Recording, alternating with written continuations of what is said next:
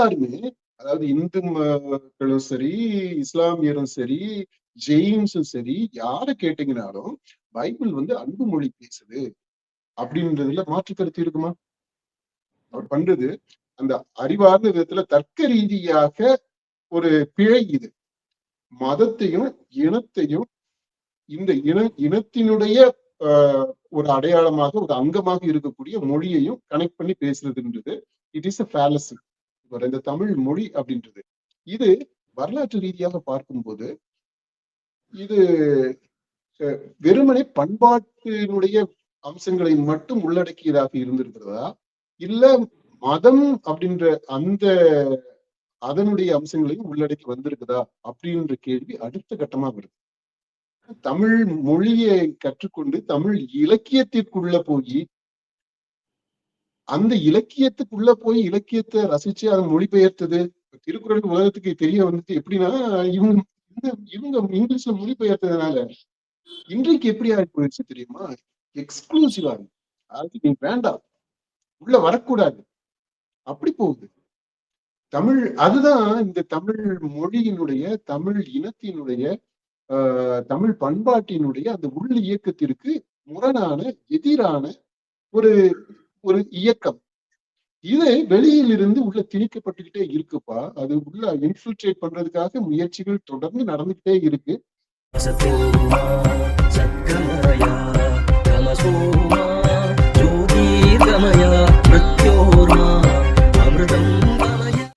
நிதியமைச்சர் மரிய வில்சன் வந்து இந்த அவர் தமிழுடைய உச்சரிப்பு வாசிப்புகளுக்காக வந்துட்டு பயங்கரமான கேலி கிண்டல்களா ஆச்சு. இது தொடர்பா வந்து விளக்கம் கொடுக்கறங்கிற பேர்ல இன்னொரு சர்ச்சையில மாட்டிக்கிட்டார். அதுவே ஒரு மிகப்பெரிய சர்ச்சையா இருக்கு.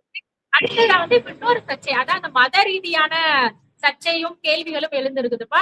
அந்த விளக்கம் சொல்றப்ப வந்து நிதியமைச்சர் மரிய வில்சன் பேசுறப்போ, கிறிஸ்தவம் எனக்கு ஒரு மொழி கற்றுக் கொடுத்திருக்கிறது, அன்பு மொழி, அமைதி மொழி, இரக்கத்தின் மொழி.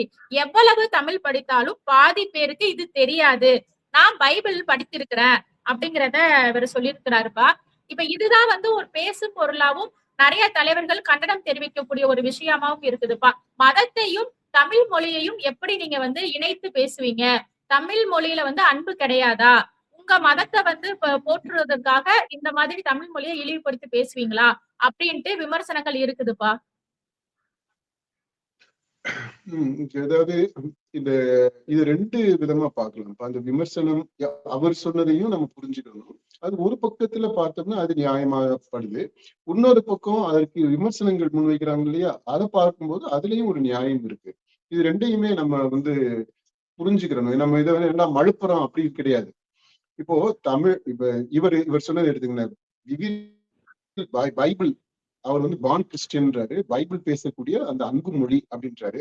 அதை நம்ம ஏத்துக்கிறோம். அதாவது பைபிள் வந்து அன்பு மொழியை தான் பேசுது, அன்பா அதுதான் இருக்கு, அதுல மாற்று கருத்து ஒண்ணு இல்லை. இவர் வந்து கிறிஸ்தவ பாரம்பரியத்துல குடும்பத்துல பிறந்து அந்த பாரம்பரியத்துல வந்ததுனால அவருக்கு பைபிளை பற்றி தெரிஞ்சிருக்குது, அந்த பைபிள் பேசக்கூடிய அந்த அன்பு மொழி தெரிஞ்சிருக்குது. அந்த அன்பு மொழியை அவர் நடைமுறைப்படுத்துறாரு அவருடைய வாழ்க்கையில, பார்க்கிறாரா இல்லையோ, ஆனா அந்த மொழி தெரிஞ்சிருக்குது அப்படின்றத அவர் வந்து டிக்ளேர் பண்றாரு. அது வரைக்கும் கரெக்டுப்பா, அது எல்லாருமே ஏத்துக்குவாங்க. எல்லாருமே, அதாவது இந்து மக்களும் சரி, இஸ்லாமியரும் சரி, ஜெயின்ஸும் சரி, யார கேட்டீங்கனாலும் பைபிள் வந்து அன்பு மொழி பேசுது அப்படின்றதுல மாற்று கருத்து இருக்குமா? எல்லாருமே அதான சொல்றாங்க. எல்லா மதங்களுமே அன்பைத்தான் வலியுறுத்துது அப்படின்னு தான் எல்லாருமே சொல்லிக்கிட்டு இருக்கோம். அப்போ பைபிள்ல வந்து இந்த கிறிஸ்தவ மதம்ன்றது அன்பை போதிக்கக்கூடிய மதமாக இருக்கு அப்படின்னு, அந்த பைபிள் வந்து அன்பை வெளிப்படுத்துது, அன்பின் மொழி பேசுது அப்படின்றத யாருமே மறுக்க மாட்டாங்க. ஓகே, அந்த விதத்துல நாம இவர் சொன்னதுல அந்த உண்மை இருக்குதுன்றத ஒத்துக்கிறோம். ஓகே, இது தெளிவாயிடுச்சா? அடுத்த ஸ்டெப்புக்கு அவர் போறாரு. அவர் என்ன சொல்றாருன்னா, இது அன்பு மொழி, இந்த மொழி எனக்கு தெரியும், ஆனா நீங்க வந்து தமிழ் மொழியை பத்தி சொல்றீங்க, இந்த தமிழ் மொழியில வந்து தமிழ் மொழி பேசுறதுல பாதி பேருக்கு இந்த அன்பு மொழி புரியாது அப்படின்றார். அதாவது விவிலியம் பேசக்கூடிய அன்பு மொழி அப்படின்றது வேற, அது எல்லா மதங்களுமே பேசக்கூடியது. சரி, எல்லா மதத்தையும் கூட விட்டுருங்கப்பா, இவர் படியே எடுத்துக்கிறோம். இவர் நம்பக்கூடிய அந்த மதம் அன்பு மொழியை பேசுது.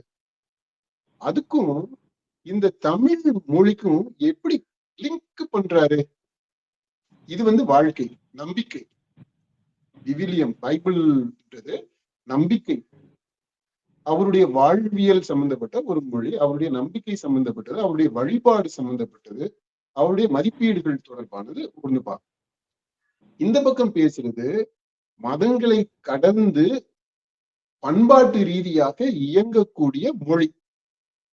அது தமிழ், நம்ம நாட்டுல தமிழ் மொழி. அங்க வந்து தெலுங்கா இருக்கலாம், சமஸ்கிருதமா இருக்கலாம். அது எந்த அந்த மக்கள் என்ன மொழியை பேசுறாங்களோ அந்த மொழி, அந்தந்த பண்பாடுகளோடு அந்தந்த இனத்தோடு சேர்ந்தது. இங்க மதம்ன்றது வராது. அப்ப இவரு தேவையில்லாம ரெண்டு வேற வேற கேட்டகரிஸ, ரெல்ம்ஸ இங்க கொண்டு வந்து முடிச்சு போடுறாரு. அந்த இது it is a logical fallacy. அவர் பண்றது அந்த அறிவார்ந்த விதத்துல தர்க்க ரீதியாக ஒரு பிழை இது.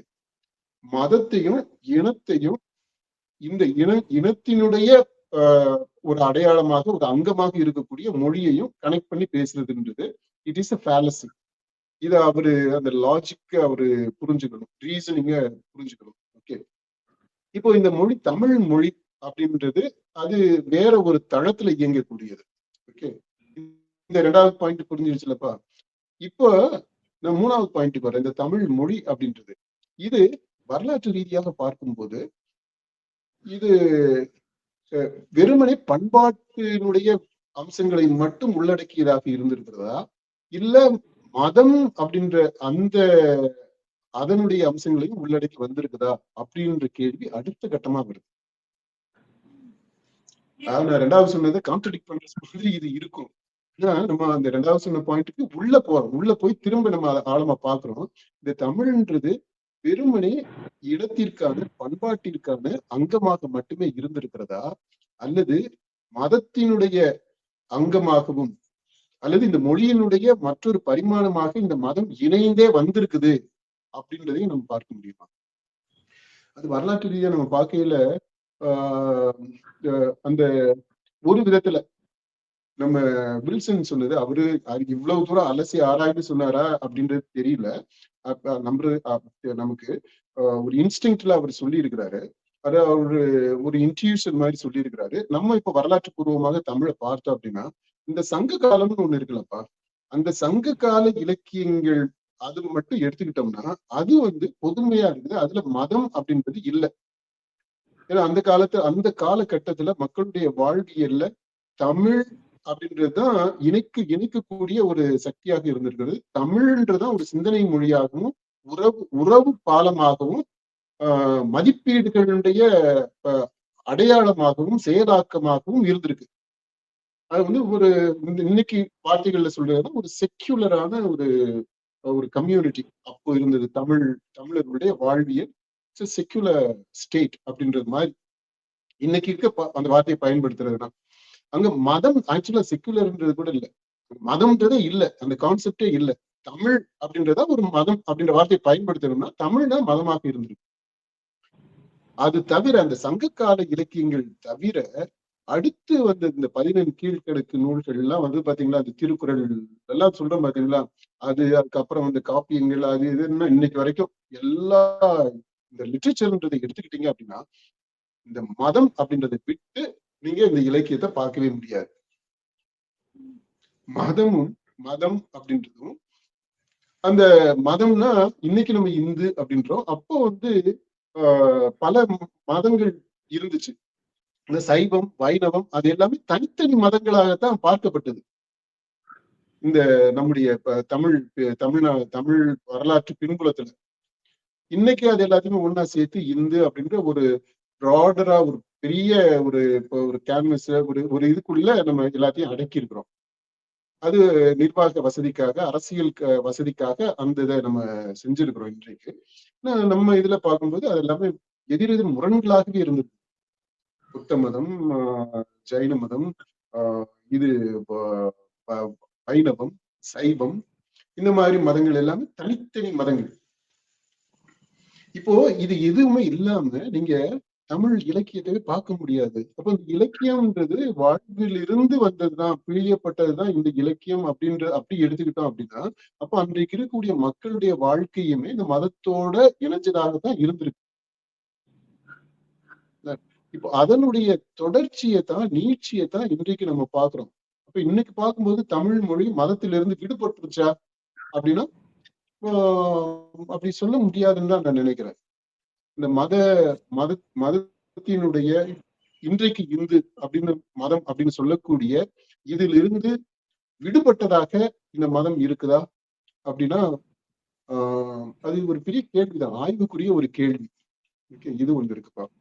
அப்புறம் அப்படின்னா அப்போ இந்த மிஷனரிஸ் எல்லாம் வந்தாங்க இல்லையா, வீரமாமுனிவர், தேனோபிள்ளி, ஜி போப்பு, இந்த மாதிரி தமிழ் வளர்த்த அறிஞர்கள் அப்படின்னு நம்ம சொல்றோம்ல, வெளிநாட்டிலிருந்து வந்தவங்க.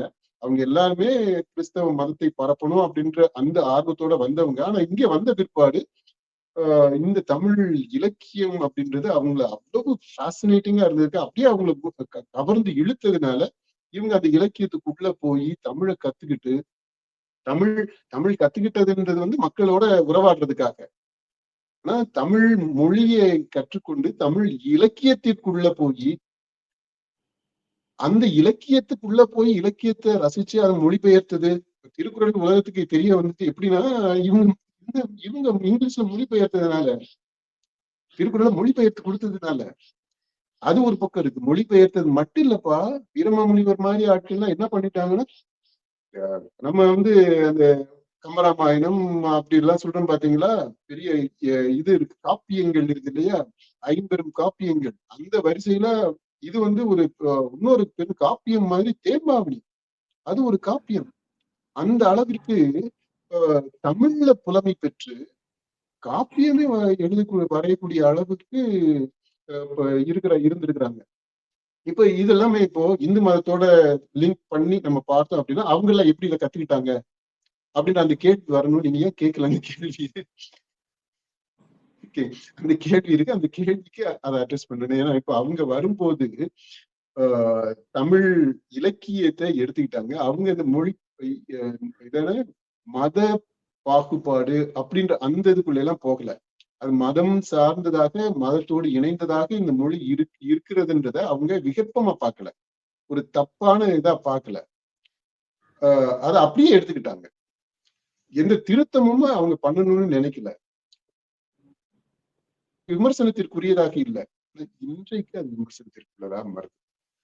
இன்னைக்கு அந்த இன்க்ளூசிவ் அப்ரோச் இருக்கு இல்லையா, அதாவது நம்ம சொன்னோம் திரும்ப நான் முரண்படுறது மாதிரி இருக்கும், ஆனா தெளிவுபடுத்திடுறேன். அதாவது மதங்களோடு தமிழ்நாட்டிலிருந்து மதங்களோடு இணைந்ததாக இந்த தமிழ் மொழி இருக்கு, தமிழ் இலக்கியம் இருக்கு, தமிழர் வாழ்வியல் இருக்கு, அவங்களுடைய வாழ்க்கை இருந்து வந்திருக்கு, இன்றைக்கு அப்படிதான் இருக்கு. ஆனா ஒரு கட்டத்துல கூட அது வந்து எக்ஸ்க்ளூசிவா போகல.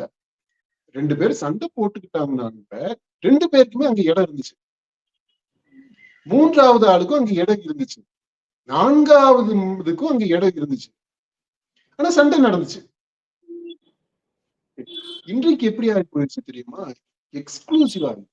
அது நீ வேண்டாம், உள்ள வரக்கூடாது, அப்படி போகுது தமிழ். அதுதான் இந்த தமிழ் மொழியினுடைய, தமிழ் இனத்தினுடைய, தமிழ் பண்பாட்டினுடைய அந்த உள் இயக்கத்திற்கு முரணான, எதிரான ஒரு ஒரு இயக்கம்.